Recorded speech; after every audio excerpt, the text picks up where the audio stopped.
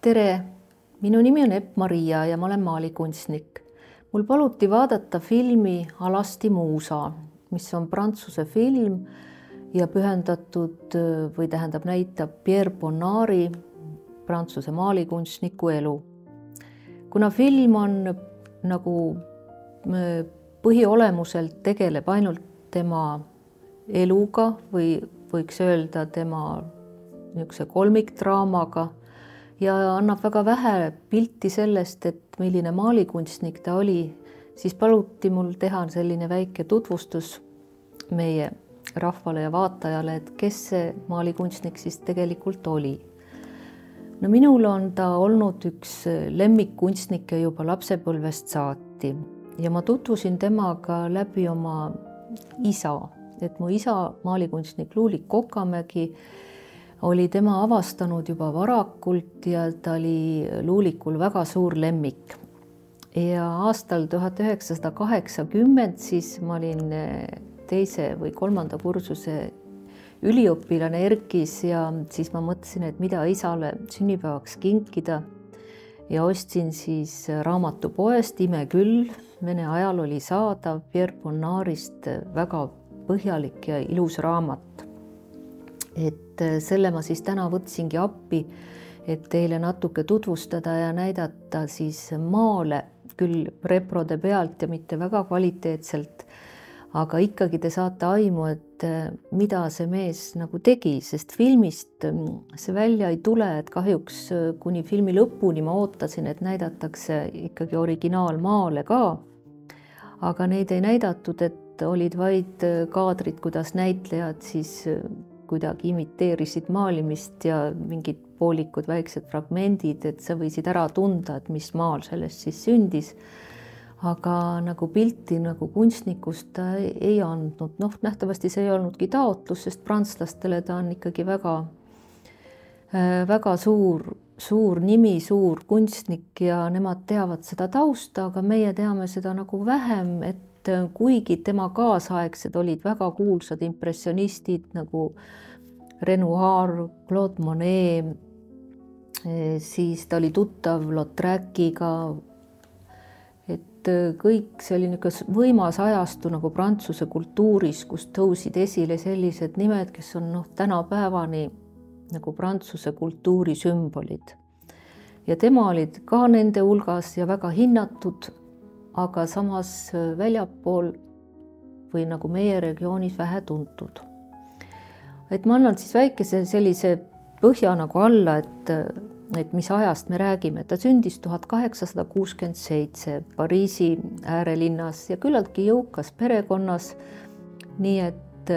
hiljem, kui ta tahtis hakata kunstiga tegelema, kunstihuvi oli tal juba lapsest saati, siis kunstiga tegeledes ei olnud tal nagu majanduslikku raskust leida seda haridust ja hiljem osta endale ka ateljeesid ja üürida. Et kuigi ta isa oli sõjaministeeriumi ametnik ja isa palvel läks ta siis õigusteadust õppima ja lõpetas selle väga hästi ja isegi töötas siis advokaadibüroos mõned aastad, aga samas paralleelselt ta juba tegeles kunstiga ja kui ta oli müünud oma esimese maali, siis ta otsustas, et õigusteadus teda ei huvita rohkem, et ta tahab pühenduda tõesti oma suurele armastusele maalikunstile. Ja samas oli ta huvitatud ka kirjandusest ja muusikast, et tema esimesed tööd olidki, ta tegi väga palju illustratsioone, tegi plakateid. Näiteks üks kuulus esimesi töid oli tal plakat Prantsuse šampanjale, palju teatriplakateid, siis tegi ta isegi Nukuteatri nukke ja ta oli nagu selline kunstnik, et nagu võis öelda nagu mees nagu orkester, et talle meeldisid nagu väga paljud alad, ta proovis kätt mitte ainult maalikunstis, vaid ka mujal. Ja tema õpingud siis algasid Kunstiakadeemias aastal 1888 ja seal tutvus ta oma oma nagu kursusekaaslastega, kes olid nagu kõik nagu mõtlesid ühel lainel ja neid võib hiljem nimetada nagu hilisteks impressionistideks, kuid nad moodustasid väga huvitava rühmituse nabiidid. Nabiid tähendab tõlkes prohvet, et nad tahtsid olla nagu prohvetid, nagu maalikunsti või kunstimuutjad. Ja alguses Bonnard oli ka siis nende hulgas ja mis siis neis oli erinevat impressionistidest, oli see, et nende jaoks oli suur iidol Paul Gauguin ja Gauguini see kirev palett, need võimsad sügavad värvid ja samas nad pidasid väga lugu sellest, et maal ei pidanud olema kolmemõõtmeline, vaid maali erinevaid värvipindusid, suuri ühendas nagu joonistuslik maal. Joonistus ja maal olid neil nagu ühendatud ja tihti see joonistuse osa olid nagu tumedama värviga, et võis öelda, et isegi natuke nagu plakatlik. Ja nabiididel Bonnard oli nendega seotud päris pikalt, kuid hiljem läks ta ikkagi täiesti oma teed, sest nabiidid nagu tahtsid ka väga olla niisugused sümbolistlikud või prohvetlikud, aga Bonnardile see nagu ei istunud, tema läks seda lihtsat teed, et teda huvitas värv, värvisuhe, omavaheline suhe värvidel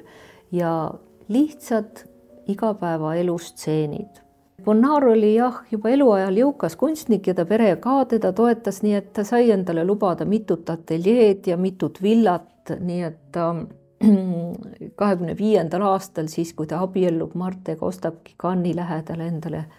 villa, mis jääb tema nagu elukohaks ja koduks kuni surmani. Seda kunstnikke alati armastatakse kuidagi panna lahtrisse või et sul oleks nagu teada, et mis ismi alla ta läheb, siis Bonnard nagu on loonud sellise huvitava termini nagu intimism, et tema maalikunsti võib siis pidada intimismiks ja sõnast intiimsus võib-olla ja see väljendabki siis seda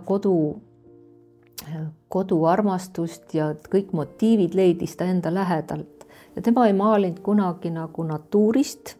et tema maalis mälu järgi. Ta tegi märkmeid värvide kohta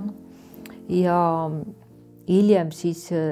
tegi väikseid sketše ja joonistusi ja hiljem siis maalis. Ja huvitav fakt oli see, mis tuli ka filmist välja, et tema ei kasutanud nagu molbertit, et maal ei olnud alusraamid molberti peal, et ta maaliks, vaid see oli kinnitatud seinale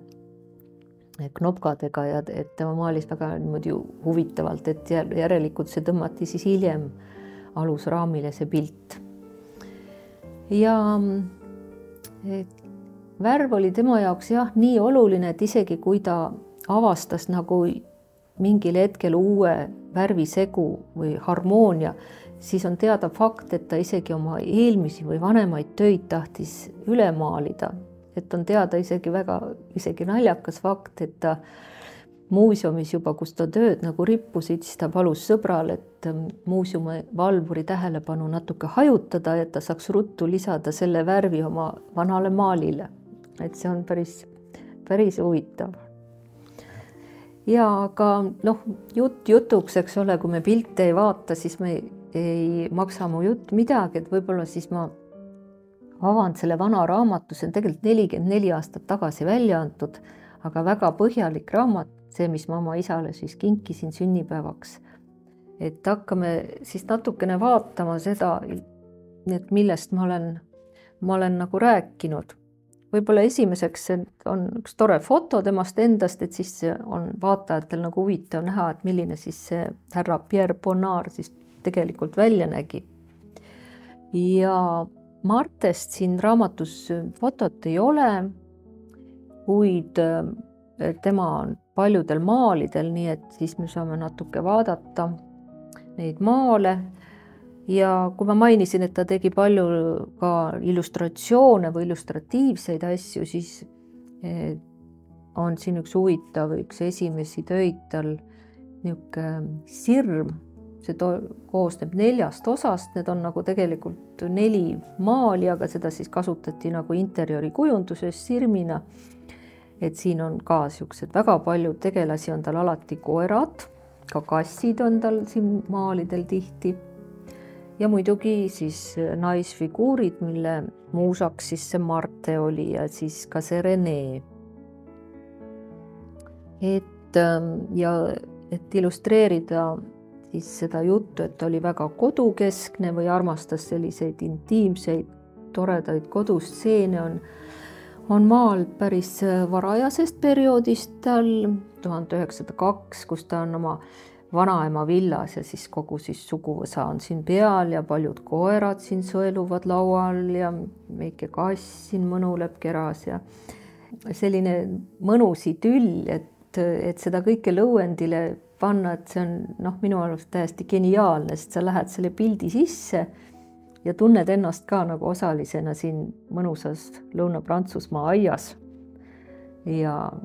süüakse siin laua peal on mingid koogid ja joogid ja viinamarjad ja et Bonnard on jah selline meister, kes on igapäevaelu tõstnud nagu kõrgustesse, et see on see, mis tegelikult elus on ilus. Ja väga palju ja millest ta on kuulus, on tema aktimaalid. Nendel on modelliks siis enamus olnud siis tema enda abikaasa Marte, kellega ta elas koos kuni Marte surmani 1942. aastal. Ja need aktimaalid on alati ka interjööris. Alati on kas mingisugune tualeti situatsioon, et kas keegi näiteks siin ta kas vist nähtavasti lõhnastab ennast ja taga on mingi tore niisugune diivan, voodi, peeglilaud, siin pisikesed detailid, ees on suur pesukauss ja kusagil voodinurgast paistab üks must koer, siin jälle pikutab. Et arusaadavalt ta maalis seda kõike mälu järgi, sest et ta jälgis elu, ta nautis seda ja ta jättis meelde ja hiljem sündisid maalid, siin on jälle üks tore niisugune must suur koer vaatab väga perenaisele otsa, et nähtavasti tahab midagi head siit laua pealt, et perenaine sööb küpsist või joob teed, nähtavasti siin on kõik teekannud ja suhkrudoos ja väike salvrätik ja mis on veel väga eripärane Bonnardil on tema kompositsiooni käsitlus, et see ei allu mingitele reeglitele, et kompositsioonis on ju ka omad reeglid ja kuldlõiked ja tema paigutab täiesti suvaliselt, täiesti meelevaldselt mingisugune detail kusagil nurgas on poolenisti on ära lõigatud, figuur on ka niimoodi, et natukene pea on siit on nagu pildist väljas ja ta on kusagil siin ääre peal ja et on näha, et tema jaoks on tähtis see värvide möll, mis siin kõik on ja see valgus, et siin on näiteks akt on niisuguses hämaras toas, lamp on siin vasakul ja peegeldub tema keha peal ja näol, et see valgus. Siin on jälle tema aktimaalid ja nendes kõigis on selline helgus, selline elurõõm, et ta maalis ju elu lõpuni, ta suri 1947 ja ka see teine maailmasõda ei toonud tema värvidesse ei tumedaid toone, ei mingeid sotsiaalseid konflikte, kui tänapäeval on maalikunst või kunst üldse läinud väga, väga sotsiaalseks, et ta peab olema, sa pead midagi väga sügavat väljendama, sa pead millegi vastu olema, sa pead millegi poolt olema, millegi vastu protestima, siis tema on täiesti teine poolus. Nautige seda elu, mis meile on antud, mis on ilus, mis on värviline, mis on täis armastust, sest kõik ta tööd kuni elu lõpuni on tõesti täis armastust. Et Marte on tal siin pea iga pildi peal, siin on imeilus punastest ja kuldsetes india kollases toonis portree temast. Siis jah, väga kuulsad on need vannistseenid, et lihtsalt mõnuleb naine vannis, on näha mõnus nägu peas, mõnus soe vesi ja noh, selles filmis ka natuke vanni on näidatud, aga jah, oleks tahtnud jah väga näha seal kohe paralleelselt neid maale. Ja siis ta oli veel ka Jaapani kunstist väga mõjutatud ja eriti algusaastatel, kui ta tegi plakateid palju, ta tutvus ka Toulouse-Lautrec'iga.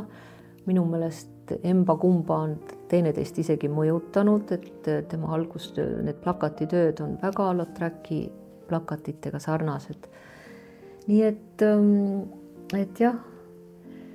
ta töötas jah elu lõpuni, tema elu viimane töö, mis on seal filmist tuleb ka välja, on siis